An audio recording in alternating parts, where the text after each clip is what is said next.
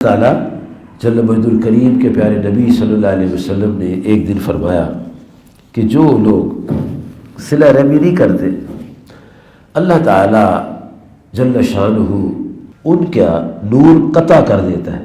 ہوتے تو ٹھیک ہے، بے نور ہوتے مسلمان ہیں، بے روح مسلمان ہوتے انسان ہیں لیکن انسانی سے فارغ ہوتے ہیں۔ جب یہ بات آقا کریم صلی اللہ علیہ وسلم فرمائی تو اسی مجلس میں ایک لڑکا نوجوان تھا، وہ اٹھا اپنی پھوپھی کے گھر چلا گیا، کہتا پھوپھی مجھے معاف کر دو۔ اسے کیا ہوا ہے؟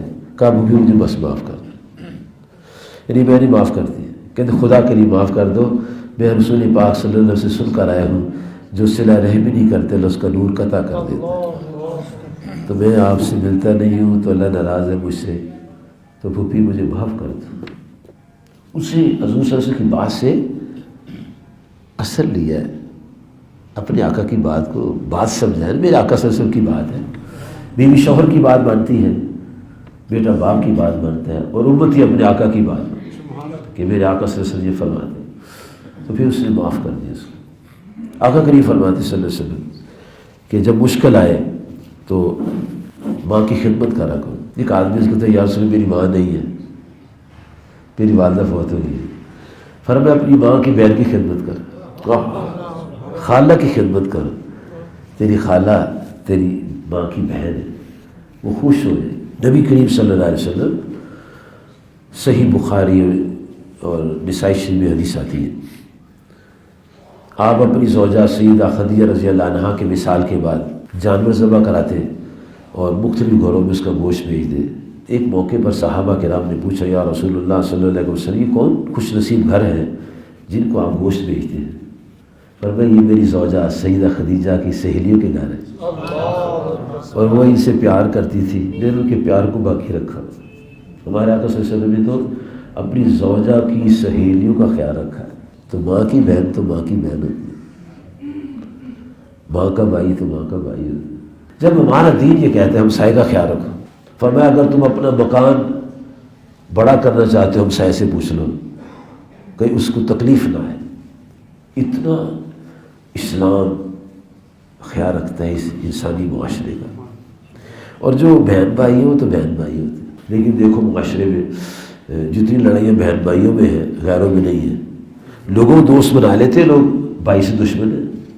ہمارے شیخ پیر طریقت رہبر شریعت امین ملت دنی حضرت قبلہ بابا نگینہ سرکار رحمۃ اللہ علیہ کے پاس ایک بندہ آیا، بڑی کمال بات کہی، سوچنے سمجھنے والی ہے۔ اسے شکایت کی اپنے دوست کی، کہتا حضور وہ میرا دوست ہے، وہ مجھے کبھی ملتا ہی نہیں ہے، میں انتظار ہی کرتا ہوں ملتا نہیں ہے۔ اب دیکھو اللہ والے کیا جواب دیتے ہیں۔ اب اچھا وہ تیرا دوست ہے ملتا نہیں ہے، تو فرمایا تو اس کا دوست ہے، حضور میں بھی تو جا کے مل لیا کیا خوبصورت بات، کیا بات ہے، کیا فرمایا تو انتظار نہ کر، تو خود ملنے چلا جا۔ ایسی بھائی ہوتا ہے، بھائی نہیں ملتا تو آپ چلے جاؤ، اور بھائی لڑ پڑے درگاہ میں دیوار ہو گئی، لو یہ کمایا زندگی دنیا میں۔